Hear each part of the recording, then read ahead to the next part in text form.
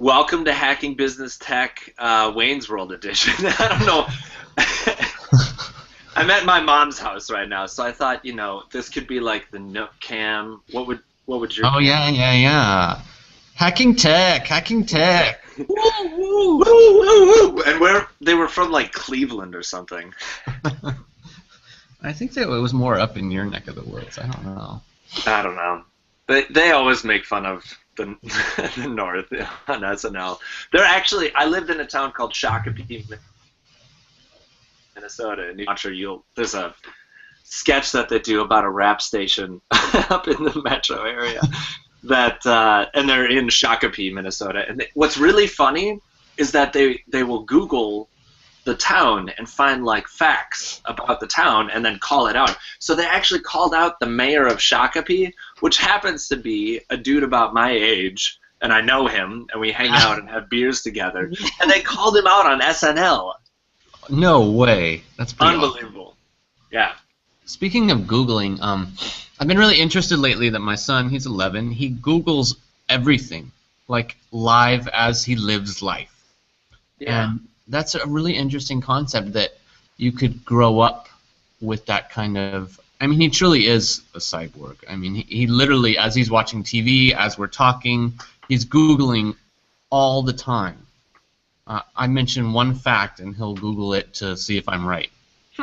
Every time. I do the same thing, though. In fact, like, I find myself, oftentimes, like, if it's not handy to do it right then, I will remember it suddenly, shortly thereafter, and then bring up the facts. Mm-hmm. I think we had the same thing. I was addicted to World Book, those maroon encyclopedias we had before. Yeah, those were so nice. And I think that's sort of the same concept. We would have dinner or whatever. Oh, this is back to the Barron family. We would have dinner. We'd sit around the dinner table, and someone would ask how to spell a word, and go look it up in the dictionary. That's so rural of you. That's how it feels, anyway. This actually looks really rural too. I'm really fulfilling stereotypes, aren't I? It's very nice.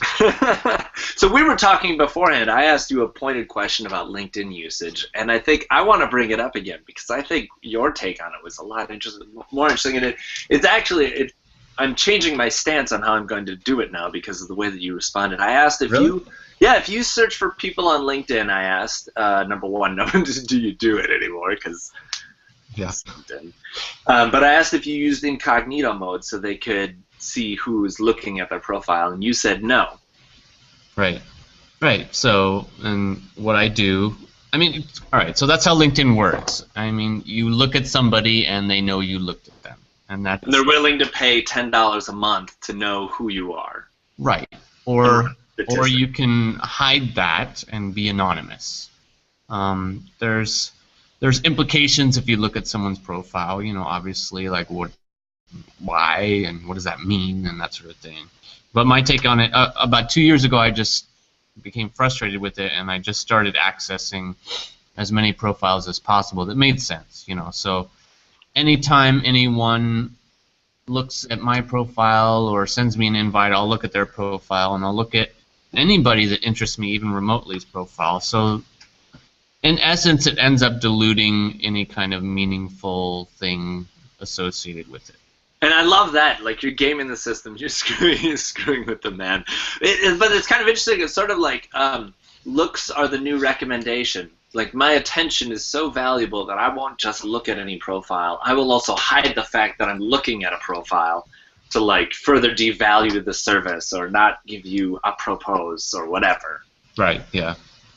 Yep. That's interesting. I like that tactic, and I think, if I'm looking at people, they deserve to know. So, but in relation to your earlier comment about it being anonymous, it is not anonymous. Oh, it is not. Your name is hidden, but not the company that you work for. Ah, okay. And so people who pay, I think starting at the $10 rate or whatever it is, it's an ungodly amount of money. It'll say, someone in the ITSM industry looked at you from Emory University, and I'll be like, I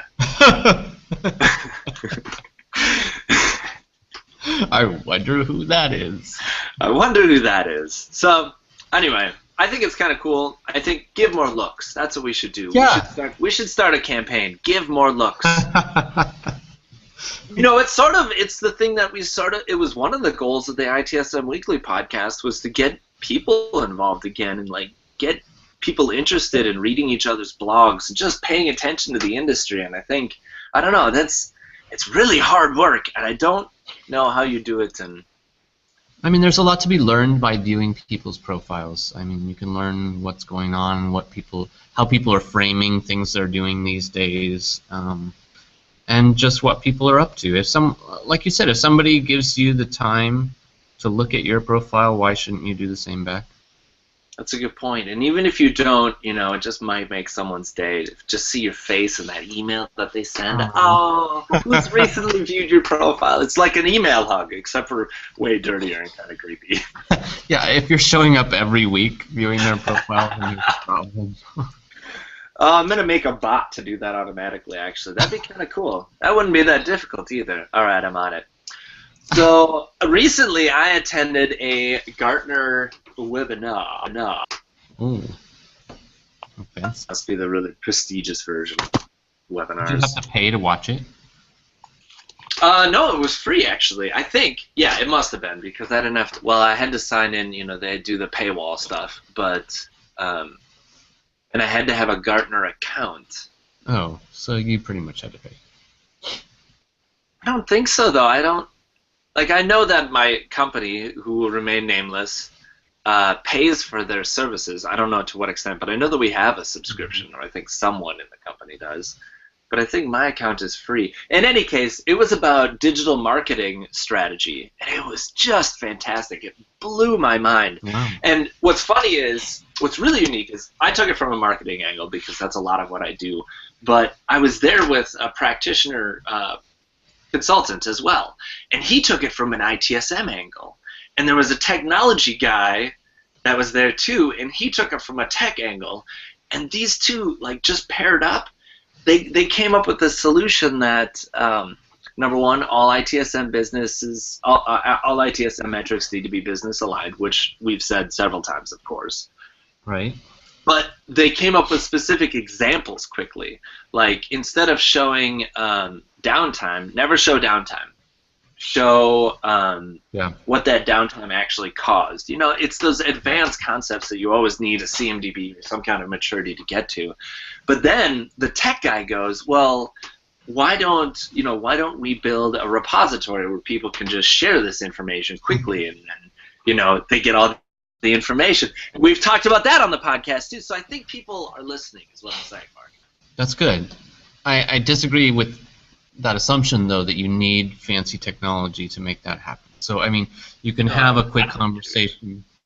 You can have a quick conversation with the business to find out what that impact is and just talk about it. I think. Yeah, and I think so then every incident is a snowflake, and then it's difficult to get to. Do you have to actually have roles in the business that'll do that for you? Well, it depends what you're trying to talk about. Yeah, if you're trying to talk about an average impact in terms of dollars, then that might be tough, right? You'd have to get metrics to tell you that. But why not talk about specific business impacts? You know, maybe. Yeah, I mean, the example that I have is I saw it recently. Someone said if a server is down for an hour, we can't make cars, and there's every 90 seconds there's a car that comes off the line, so that's 40 cars that we lost. So if you can give metrics in cars. Mm-hmm. Yep. Yeah, that would be ideal. I also, I mean, I did one presentation one time that I personally liked, but it was trying to look at all of those things that we do and looking at business impact for all of them. So one of the interesting examples was a change calendar. So like you always have a change calendar letting someone know what you're going to be doing. But even that is often not framed in business language, so it's totally irrelevant. It just means they're going to have some trouble during that time, right? They're not going to be able to access it or whatever. But why not? I mean, there's always a business reason you make a change, hopefully. If there is, then that should be what the change calendar is framed as. So, you look at the next week of changes, you have some performance improvement changes, you have some new functionality changes, you have some security changes. So your system is going to be more secure after this change. Instead of saying applying patch da da da da da. They don't care about that. That's awesome. Why? That's awesome. You heard it so it's here. like On hacking business technology, you need to expose your change justification field in your ITSM solution. Yeah. So it's like a business value change calendar. Why not? Yeah, and always, that's tough. That's one of the hardest things to do, is to get people to realize that you can't speak in technical jargon. These email notifications that these systems send, they're always written so poor. They're like, or my favorite email is this one. Something happened. Click this link to read more. Context, people. Context and transparency are two very valuable concepts. Well, let's go back to the webinar though. So digital marketing, what was the point of it though? Just to so some of the key takeaways really were that a lot of marketers are just counting things like volume, number of Facebook likes, the website traffic, how many visits did this page have, and the point was really that doesn't matter at all. Literally, because how many of those are robots? How many of those are how long? Oh, and I love this. The guy on the phone, he said, and the reason I'm talking about this is because I'm usually pretty harsh on Gartner because I want them to do a lot. But this was really good. But he said specifically, how long does it take you to like something? And he said less than a second, right? That's how much time you're investing in this relationship or this like. That's not a qualifying number. That's just a data point somewhere. Right. And so they talk about really it's customer experience mapping. From a marketing angle, how do I get this flow in? How do I trace this like to a sale? Because that's interesting. All the other I like that. So it's almost like we've outgrown the meaningfulness of data in some situations. I mean, maybe 10 years ago. The meaninglessness of data. Yes. So number of likes used to mean something. That was important.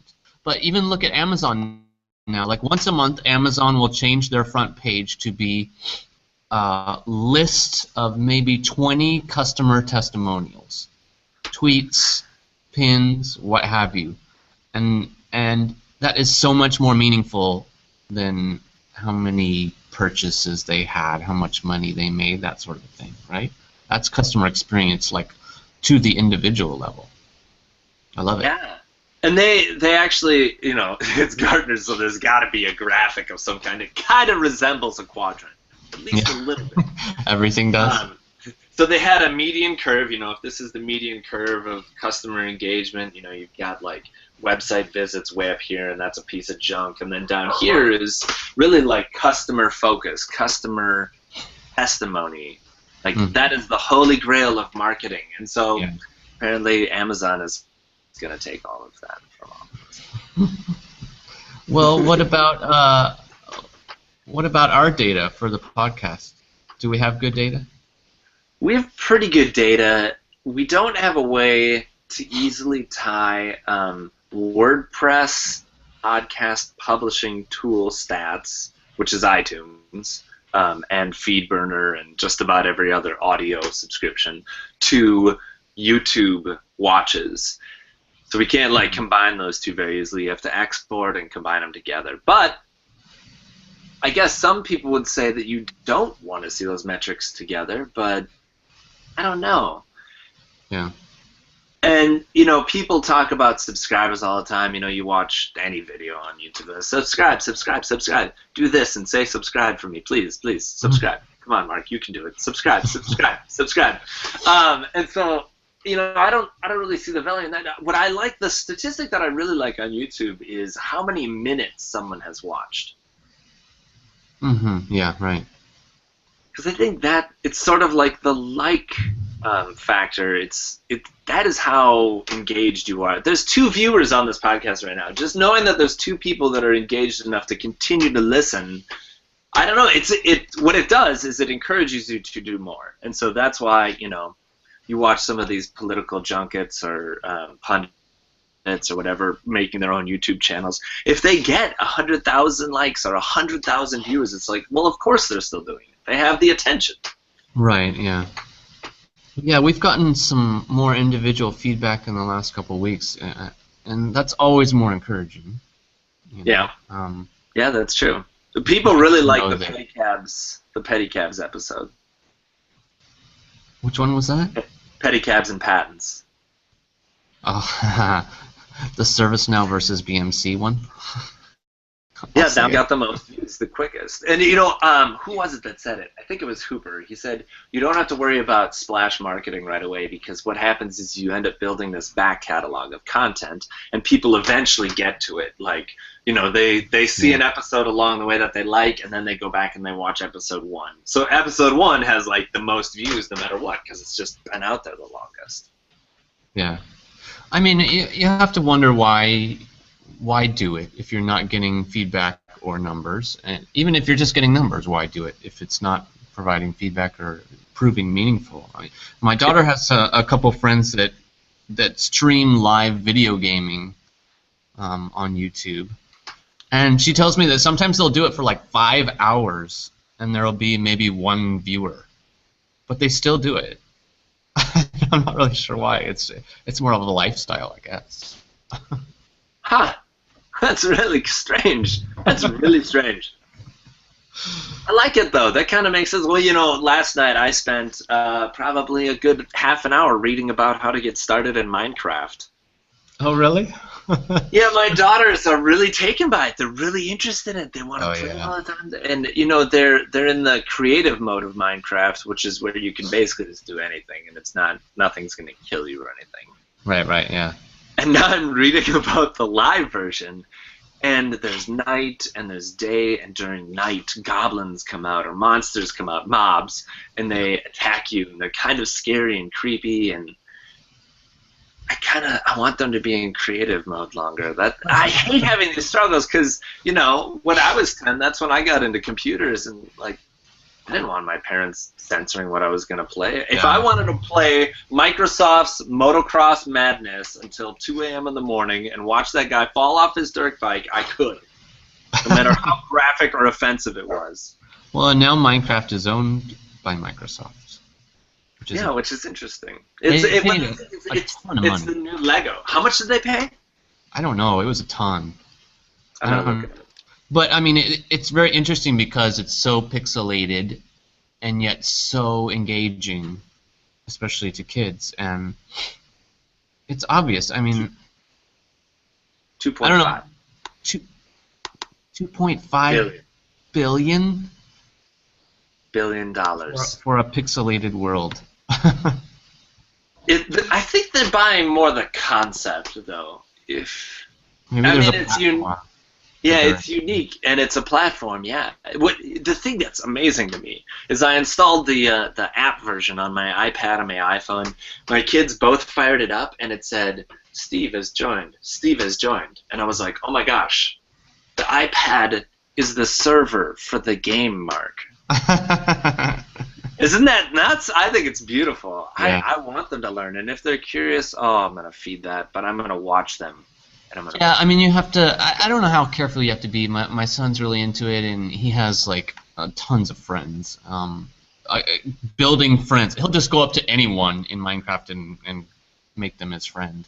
But he got to this point where he really wanted to differentiate himself, so he wanted me to pay real cash to purchase some sort of accoutrement for his character, right? So I got him some kind of, I don't know, toilet bowl hat or something crazy. So now he can go around and, that guy has a hat that no one else has unless they have some real hard cash behind it, right? So I don't know. It's just like life. Wow. Capitalist problems. There's actually a really interesting graphic novel by co-written Cory Doctorow, adapted by Jen Wang, called In Real Life. That's basically about this, about gold farming and how how it came about and what it means. And what's interesting is if you hear Corey, Mr. Dr. O, about it, he talks about how a lot of people tie that similarity to their job and how like repetitive it is and boring it is, and how you know, it's basically poor people doing the things that lazy rich people don't want to do, and about inequality. And it's really, I ordered the Kindle version as soon as I heard him talk about it, but I still haven't read it because I'm waiting to travel. What's it called again? In Real Life, I believe. Awesome. Cool. Yeah, really good. I read, if you go to Tor Books, which is where Corey publishes all of his stuff, Tor Books, it's Macmillan. There's actually a snippet on there, so you can do it. You can read it for free or try it for free or whatever. Mm-hmm. But it's really good. What else is going on? There was the Apple event yesterday, new iPads. I'm still curious about, you know, the role of tablets in the workplace and, you know, mobile operating systems versus full-blown operating systems. It's still a really fascinating kind of hacking idea to me, but how long can we keep releasing new iPads and people still keep buying them, and yet the labor conditions in those countries never get better? Why do we keep doing it? Why do we keep buying it? Yeah, I've had that conversation with my daughter a lot. She's very fascinated by Foxconn and the whole thing that goes on over there, and the suicides, and what it means to kind of be in a work camp slash... I mean, obviously, if you don't have a job there, your life is bad for, you know, a lot of people. If you do have a job there, your life is bad in a different way. I don't know. It's a difficult question. That's the main point, right? So you pull all of the jobs out of there, and then you've just got worse poverty there. So is that better? I don't know. Yeah, that's tough. I think it, you know, unfortunately we're touching on the evilness of humanity and capitalism and the world economy and corporatism. But I think, you know, I just think that someday we will wake up and say, why did we let Apple sell us all these things and hide $100 billion in cash overseas to not pay tax on? And I don't know. It used to not bother me, but now it really bothers me for some reason. And so I'm broadcasting on a Mac device right now. I've got my glistening iPhone over here. Yeah. And I think it's time that we stop buying that stuff and fill our lives with other meaningful things instead. Aw. So I recommend that, and I also recommend that you hack business technology. All right. Thanks, Mark. Thanks for being here. Have a good week. See you later.